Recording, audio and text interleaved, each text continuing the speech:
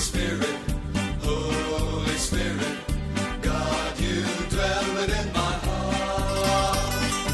Holy Spirit, Holy Spirit, God, you dwell within my heart. Flood me with your living water, set my life on fire, set my life on fire, set my life on fire, set my life on fire with your love.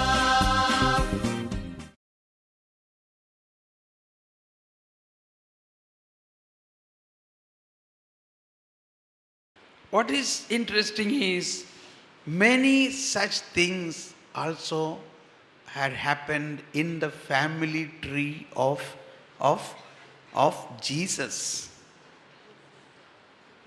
That is how the New Testament begins. What is the beginning of the New Testament according to Matthew's Gospel, chapter 1 says? This is the family tree of Jesus. Can you read that? Family tree of Jesus. So the New Testament begins with the family tree of Jesus. Now, immediately a question comes. Jesus has a family tree? Jesus had no blood relation with Joseph. But what is written is written. So we have to know more and more about the meaning of these words. Yes. Please read. The book of the generation of Jesus Christ, the son of David, the son of Abraham. Abraham begat Isaac, and Isaac was the father of Jacob, and Jacob the father of Judah and his brothers. Judah the father of Perez and Zerah, whose mother was Tamar. Okay. Now, when we begin to read this description of so many names, first thing we do, okay, just pass on the 3 paragraph, read afterwards, because these are only some names. But you have to study from the Old Testament the history of each of these members of the family of Jesus. Now, as an example, now what we ended with, Judah was the father of Perez, and Sarah, whose mother was Tamar. Mother was Tamar. Now, who is this Tamar? Judah's daughter. Tamar is surely the mother of Sarah and Perez, but not the wife of Judah. Then who? Who? Daughter-in-law of Judah. So Judah's first son married, and his wife was Tamar. And then he died. So according to the custom, Tamar should marry the next son, that is the younger son. But Judah did not do that. Judah probably was afraid that even that son may die. But Tamar has the right to marry the next son of Judah and to have a child. She was really eager to have a child. It is her right. But she was deprived of that and she was sent home back. But Tamar was so much hurt, or Tamar was very much anxious to have a child, and Tamar did a trick. I don't say trick, but she knew that Judah is going on the way for shearing the sheep, and on the way she disguised as a prostitute and sat. And Judah, while going, saw a woman sitting there on the roadside in the dressing of the prostitute, and his nature came up. What nature? The real human nature or the flesh nature came up, and he wanted to sleep with her. So he asked her, she agreed, but he did not know that this was his daughter-in-law. Then he asked, what should I pay for you? Then they agreed upon some payment, but she said a lamb, but lamp was not with him. He said, okay, I will send you the lamp later on. But no, that will not do. You have to pay right now something. Okay, then he said, he said, I will keep the ring there and my staff. When that man come with the lamp, you give it back. All right, agreed, and they slept together. But afterward, Judas sent a lamp to this woman, but she was not there. And that man was searching this prostitute, and the villagers said, no, in this village there are no prostitutes. Then who is that? Nobody knows. So that man went away. But after a few days, Judah came to know his daughter-in-law is pregnant. He became upset. He became wild. How can this happen? How she become pregnant? So this is now a very big crime, very big sin. She must be punished for that. So he ordered for the punishment for her, even she will be stoned to death. But she meanwhile sent a message to him with this ring and the staff. This is the man who, the child, the father of the child is this man whose ring is this. Then he was astonished that that was his ring and his staff. So he is the father of the child.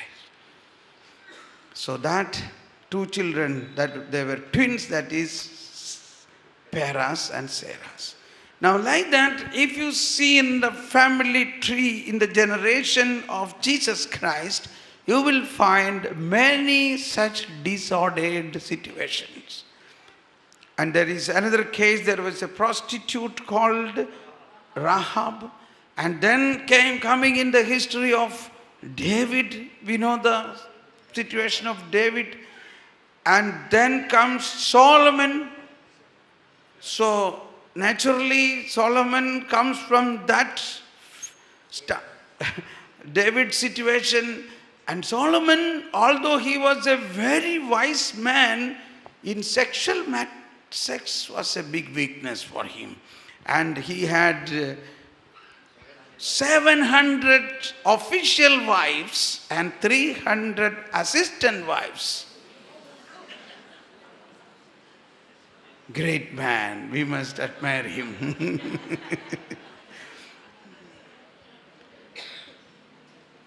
Okay, somebody may be wondering how he managed with so many.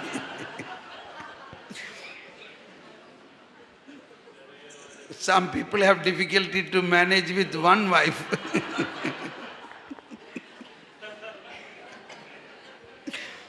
Okay. And not only that, he began to do whatever they say. He began to worship the gods of these wives. And slowly he lost the faith in the true God. Okay, now coming to the point, all these negative influences were in the family tree of Jesus. But none of these negative influences are seen in the family of Nazareth.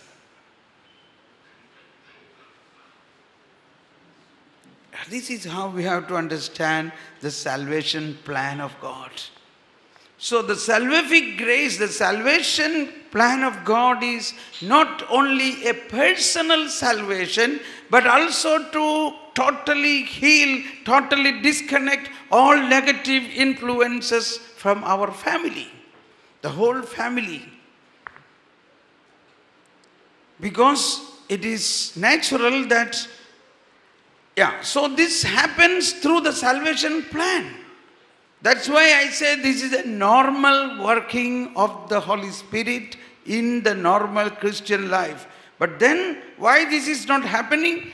Now this is not happening because generation after generation our faith is going down. When our faith is going down, the parents, okay, the child is born, now go to the parish priest and arrange for the baptism. Even the parents do not know what is this baptism, or they are not really prepared. They are not really understanding what is the baptism. Anyway, so healing of the family tree or healing of generation is a very simple process. Recognizing that this is exactly is our faith. Our faith means, as it is written by St. Paul in 2 Corinthians chapter 5:17, the one who is in Christ is a new creation. The old is passed away. The one who is in Christ, 2 Corinthians chapter 5:17. 2 Corinthians chapter 5:17. Therefore, if anyone is in Christ, he is a new creation. The old has gone. The old and has the new gone. has come. Come. So the old has gone means, what is this old? Now suppose a person, his father was an alcoholic, his grandfather was an alcoholic, his grandfather was an alcoholic, and now he is an alcoholic.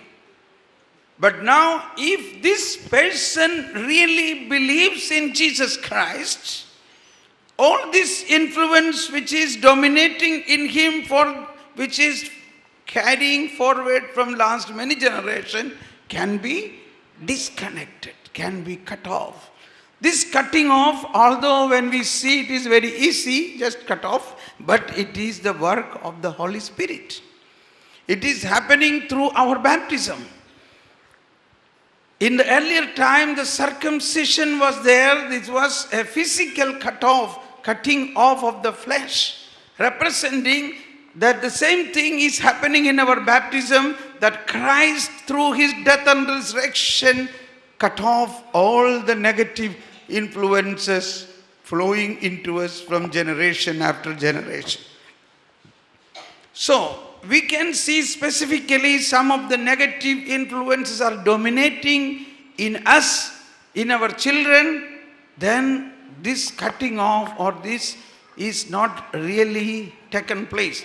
Suppose why?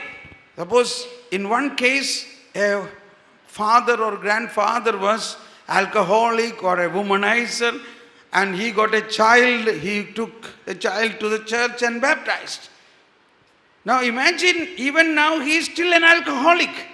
That means he and a womanizer, he has not received himself an experience of the salvation. He himself has not experienced Christ. He himself is probably not really believing in Christ. He might have not gone to confession for many years.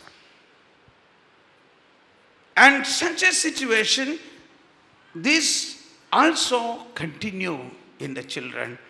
And in many cases, now we see through charismatic renewal, now we become renewed, we are very good, we are believing, we are holy. So one woman came and said, "Oh my God, brother, it is so difficult in my life, in my house. I cannot talk about Jesus in my house because my son is so much unbelieving. He don't want to go to church. He don't want to listen anything about God. What can I do?"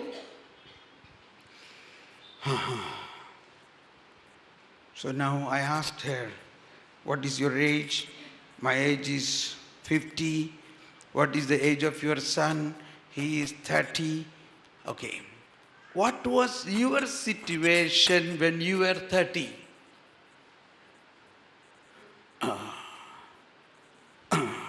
Oh, brother. In another positive side of the generation, see. Now, you know, positive side is this now. My grandfather was a doctor in that area, so many people used to come to him. So in that area there were Jews in our hometown. There were Jews those days, now they are not there. And as soon as they come, what do they discuss? They naturally discuss about the Lord and the Bible, Isaiah, Jeremiah. This is the only thing they discuss. And my grandfather was had difficulty to answer them, because those days in the Catholic Church we were not having Bible in our hand. Bible was not allowed to be kept with us. It is much considered as a very precious and sacred thing, so it is not to be given to everybody's hand and play around, But then he got a special permission from the bishop, and he got the first Bible among those people that area. And he was keeping it in a very sacred way. Nobody should touch that Bible. This is not for children. And then he read every day Bible and reading and reflecting and learning. Then he taught the children to read the Bible. So my father, they were taught, or they began to read the Bible every day, one chapter. Otherwise they were not given the supper. Now this positive thing started developing in the family tree. So what is the fruit? Look at me. Praise the Lord. So this is a positive. This is what healing of generation means.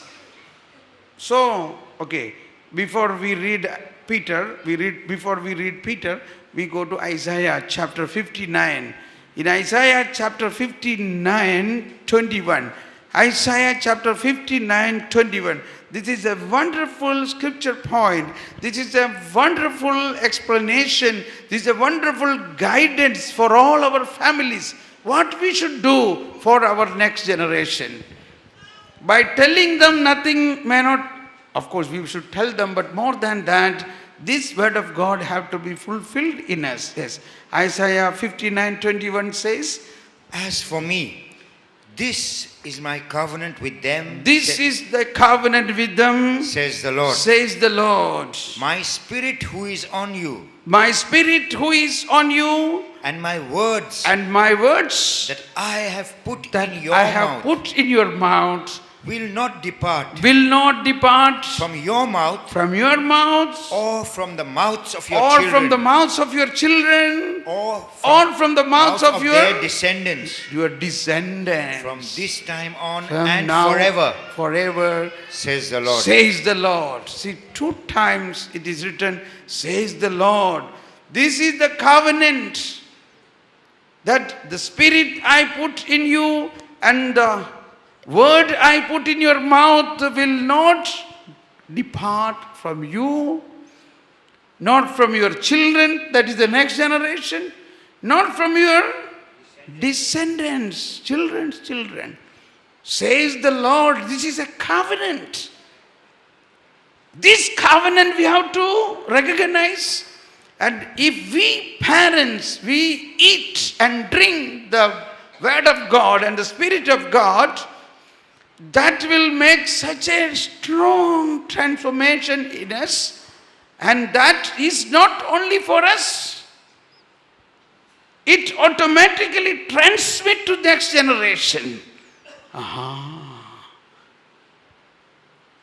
And the next generation, it continues. So my grandfather, the word of God, what he received, and the Spirit, what he received, automatically changed him as well as his next generation, my parents, my father, and his grandchildren, that is me, and my children, that is now James and my daughter. My daughter is studying theology.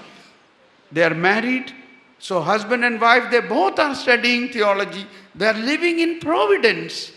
They were all graduate in their own.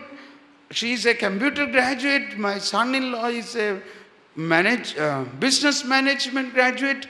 But he felt to do something different. So he also joined with her in studying theology. She completed her master's in theology.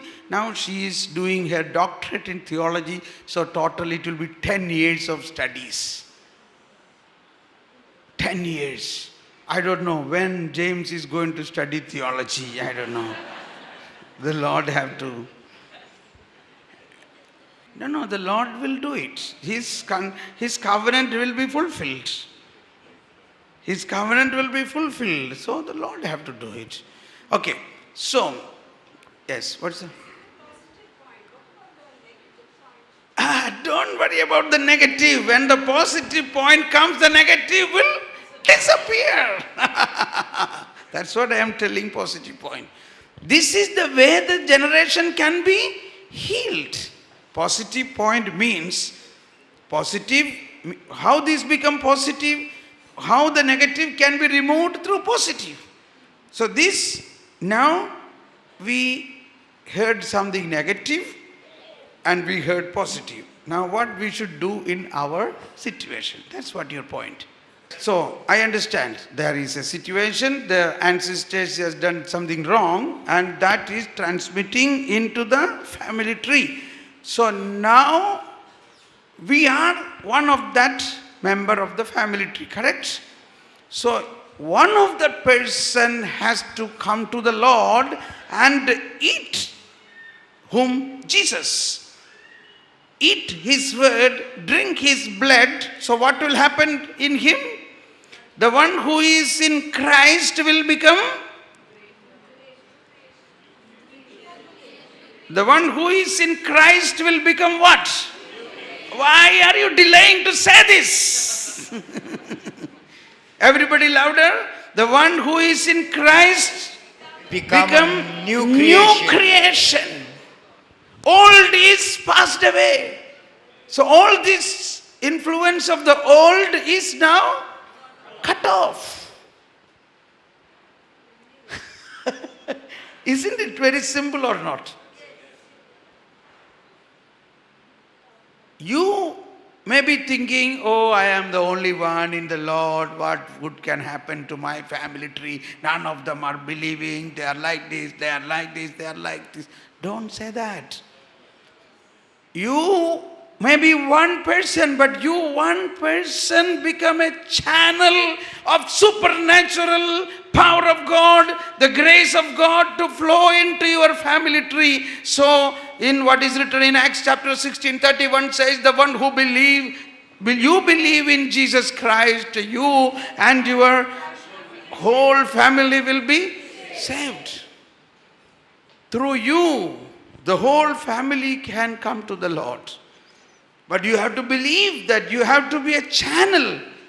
So, particularly those who are married, those who are grandparents or parents, you must strongly understand this aspect of our faith. That when you become one with Christ, it is not only you, all the old thing can be disconnected and a new generation begins. Your children will be different than the ancestors and then begin a new generation. Take now Peter, 1 Peter chapter 1, 18. 1 Peter chapter 1. For you know that it was not with perishable things such as silver or gold that you were redeemed from the empty way of life handed down to you from your forefathers, but with the precious blood of Christ, a lamb without blemish or defect. Yeah, so once again from the beginning that... For you know that it was not with It was perishable not things with perishable things like silver or or gold. that you were redeemed You are redeemed. from the empty way of life. Yeah, from the futile way of life, from the empty way of life, handed down over to by you your forefathers. But So if our forefathers has handed over some negative influences, but all that is disconnected by you believing in Jesus Christ, because the blood of Christ has already disconnected that. The blood of Christ. That's why you have been saved not by perishable things like silver or gold, but by the blood of the spotless lamb. So, this is why we have to recognize the content of our faith. Content of our faith.